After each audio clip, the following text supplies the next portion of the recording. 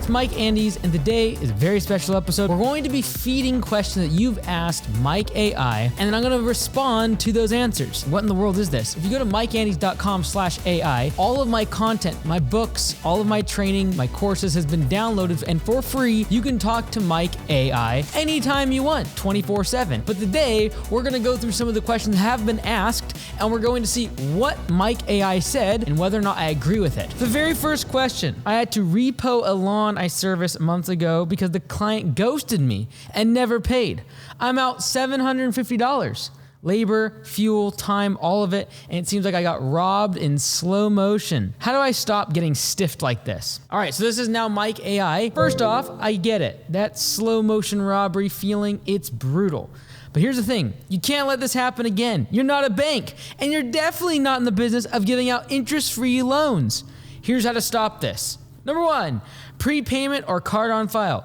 Moving forward, require every customer to prepay or have a card on file. No exceptions. For recurring services, charge at the start of the month, not after the work is done. Next option is tighten payment terms. Shorten your payment window to 7 to 14 days max. Anything longer, and you're just giving more time to ghost you. Third option is automate your collections. Use a system like Copilot CRM to send automated reminders, texts, emails, calls, starting the day an invoice is overdue. Day 1, text. Day 3, email. Day 7, call. Day 14, stop service. No payment, no work. All right, looking good. Fourth one is late fees. Add late fees to your invoices. Make it clear in your contracts that unpaid balances will accrue fees after a certain date.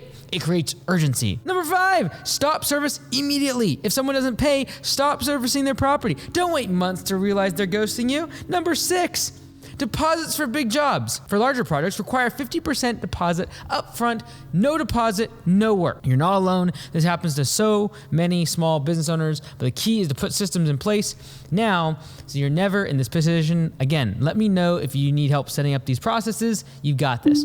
Pretty good. I would give it a solid 8.9 out of 10. What can we do to improve this answer? So a couple things. First off, late fees, Mr. AI, you got to be careful because in every single state, it's different in terms of what you're allowed to charge. So in some states, they don't allow fees unless you disclosed it on the estimate. Others, they have limits of how much you can charge per month in terms of percentage. Be careful because if you're like a $10 service or a $20 service and that's like a 30% fee, you could be in trouble. So sometimes it's easy to be like, well, 1% a month. Okay, great. That's like 12% a year, compounded probably 15% a year. So kind of like a credit card. Okay, cool.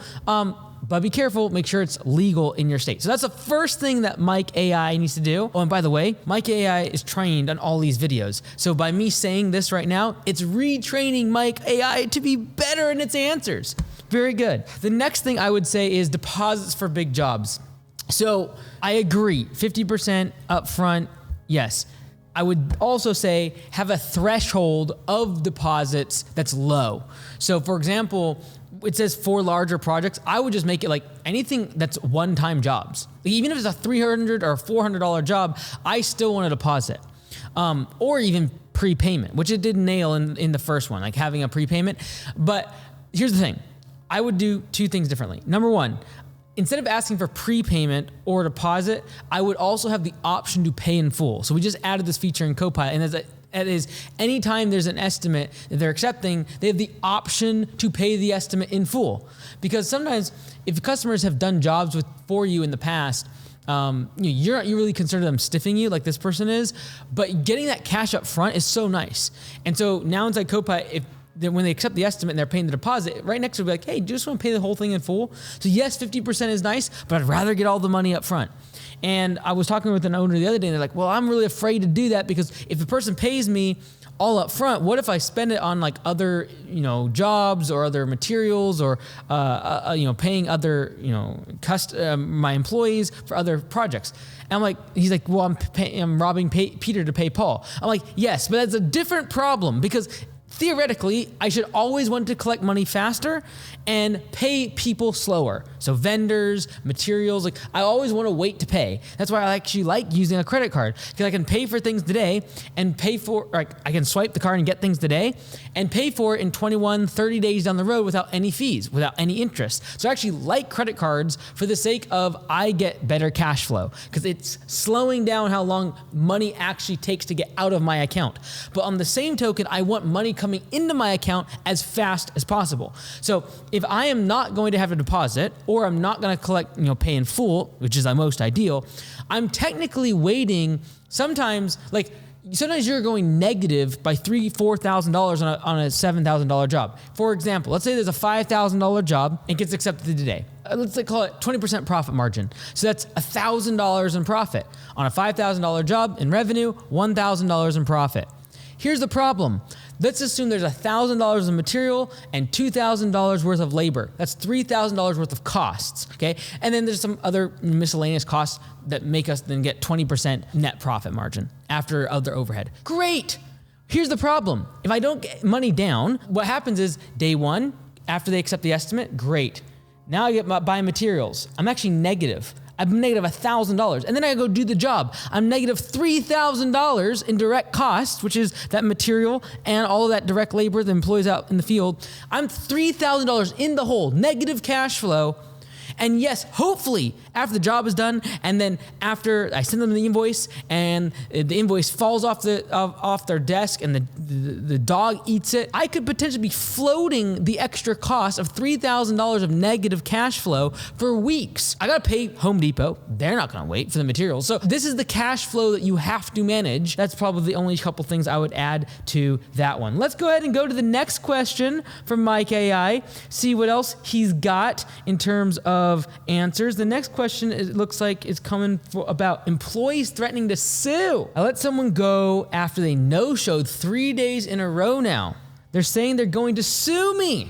I thought I was well within my rights, but now I don't know. Okay, answer from Mike AI. Again, if you have a question, you can go to mikeandys.com/AI and test it. See if it knows its stuff.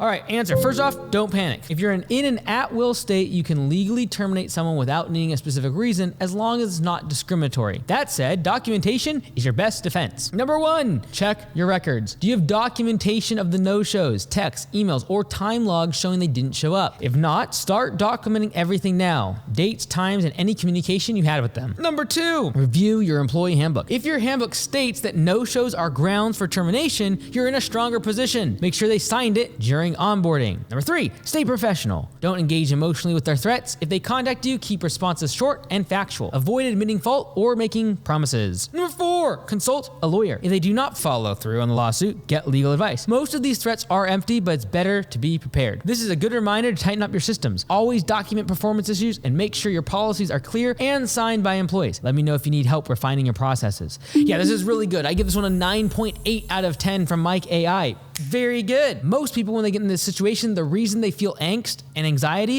is because they didn't have the employee handbook that was signed, and they don't have security cameras that could potentially tell them if someone didn't show up to work, and or they don't communicate well with their employee when they say they're calling out, and screenshotting that or keeping that on file or on record is scary, because if they ever showed up in a lawsuit, you would actually be embarrassed or could put you in other legal issues like discrimination. At will, you can let someone go, and there's a short of ours that I think went viral. I think across the system it got like 10 or 15 million views, and it's about me saying like, hey, you're in an at-will state, you're okay. That is true if you're just letting someone go. You can just fire someone. They can also just leave your place of business. I always like to think of it from that frame. If someone was leaving my place of business, I would want them to leave on good terms. If they're leaving and I'm firing them, usually it's because you're trying to get them away from everyone else to preserve the culture. And so most of the time you're not going to I would not recommend ever giving someone like, hey, in 2 weeks you're fired. I would never recommend doing that. So there's this is the whole reason why people will sometimes do severance. It's like, hey, I need to let this person go. I need to cut them out fast, but I want to give them a bit of a cushion. They've contributed a lot to the organization potentially in the past. That is why sometimes that will take place. I will say that if you are firing someone, do not give a reason. It will be misconstrued. The very first employee that I hired that was not a friend of mine that I knew directly or a family member took me to court after I fired them. I ended up settling outside of court. I can't say a whole lot about it because I settled outside of court, but it's my mistake, and that is I fired them really because they were bad performance and they kept walking off the job when they were getting trained, like literally their first few days of work. That's why I fired them. But instead, I kind of put it off as they got injured. They said they got injured, and I said, hey, just to make safe, I'm gonna let you go. I don't want it to affect the workers' compensation if this gets reported. That was a dumb thing for me to do. You cannot do that. That is discrimination. That is a dumb thing to say. Now, they had no proof of them getting hurt, etc., so I was able to settle with them and didn't go crazy. However, they would have had no case if I would have said, hey, it's not working out, you're fired. They would have no case against me. However, I tried to be nice. So unfortunately, when it comes to firing someone, just use facts and be abrupt and be short. And that's not how I'm built. I like to give reasons and say, hey, you're doing a great job, and like, we'd love to keep you, but it's just not working out for X, Y, and Z reasons. And sometimes when you do that, you just dig yourself a big grave that potentially could be a legal hole that you get buried in. Sometimes I don't recommend it. I don't like that, though. Is the worst feeling. I'd rather talk to the person, explain, give them letters of recommendation, etc. And I've done that a few times. Very, very few, though, because most of the time when you're firing someone, you have to do it quickly. Now, leading up to that, I'm going to be of performance improvement plans, tell them what they should be doing, how they should be doing it, and when it needs to get done. And if there isn't change in behavior, that they will be terminated. So it shouldn't ever be like a big surprise to someone if they're getting fired. They should know they're not hitting performance numbers. They should know that you aren't happy with their performance. And there should be no surprise when you're like, all right, you're out. This should already be talked about. In my opinion, having this all documented, like the AI said, is super important. Whether it be an employee handbook, documentation of them not being there, as well as documentation of like performance improvement plan. So for example, I probably wouldn't have fired this person if this was like 6 months into them working, they didn't show up for a couple of days. I'd probably give them a performance improvement plan, and if they did sign it and then they did not actually perform on the performance improvement plan, then they'd also be fired. I hate firing people. Everyone thinks that quite the contrary because of several shorts that have gone viral. I hate firing people. It's just simply a fact of like, I care more about the culture, and I have to cut cancers out. No one, when they get fired, thinks they're in the wrong. None of the family of the people that you fire will think that they are in the wrong. They will hear all the other stuff when they go home. I have to focus on the organism, the entire organization. And if you allow a cancer to stay because you're like, well, they're friends with so-and-so, or they know so-and-so, they've been around for a long time. If you allow the cancer to stay, it will kill the whole organism. You're gonna have to cut them out. And that's not fun. I hate it. That's really where I draw the line. And in someone that is not going to rectify that behavior, sometimes unfortunately it's because of medication or family situations or medical issues. And that stinks, but like, I can't let that cancer in the organization because it affects the business. It affects everyone else's jobs if that business gets affected. And as the leader, it is my duty to fire that person. Next question to Mike AI. I've got over 120 unpaid invoices sitting out there. I'm running jobs just to pay for past jobs. Feel like I'm chasing ghosts instead of growing. How the hell do I dig myself out of here before I lose my business? MikeAndes.com/AI, completely free. Check it out. First off, here we go. First, stop the bleeding. No more work for anyone with an unpaid invoice, period. You're not a charity, and you can't grow while you're bankrolling other people's lawns. Automate collections, prepayment or card on file, late fees, focus on cash flow, forget growth for now. Your priority is collecting what's owed and stabilizing cash flow. Once you've got that under control, then you can think about scaling.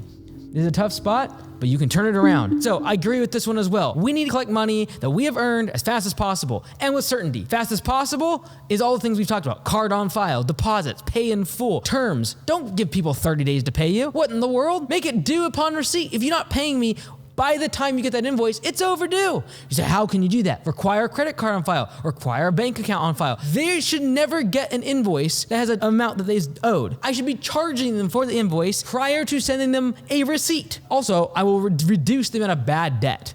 I have seen a bad debt in the upwards of 2 to 4% on businesses that are 10% profitable, which means 20 to 40% of their profits was simply bad debt. In other words, they never even collected on the money. 2 to 4%. You're like, that's not very much. But on a 10% profit margin business, that's 20 to 40%. Almost half of your profit gone because you simply didn't take these measures. But the bottom line is, if you're not texting, emailing, and calling, and have automations, as well as manually calling people, yes, calling them with a phone, you're leaving money on the table. And if 40% of your profits isn't enough to convince you, I don't know what is. We could do all sorts of gymnastics about how to increase your profit margins, but if you're not collecting on 2, 3, 4% of your revenue because of bad debt, we've got to put these things in place. MikeAndes.com/AI. Go ask a question yourself. One thing that we haven't talked about today is the fact that you can actually upload your profit and loss statement, your balance sheet to Mike AI, and I will diagnose the entire thing and give it back to you as a turnaround. Where's the constraint of the business in the 4L framework?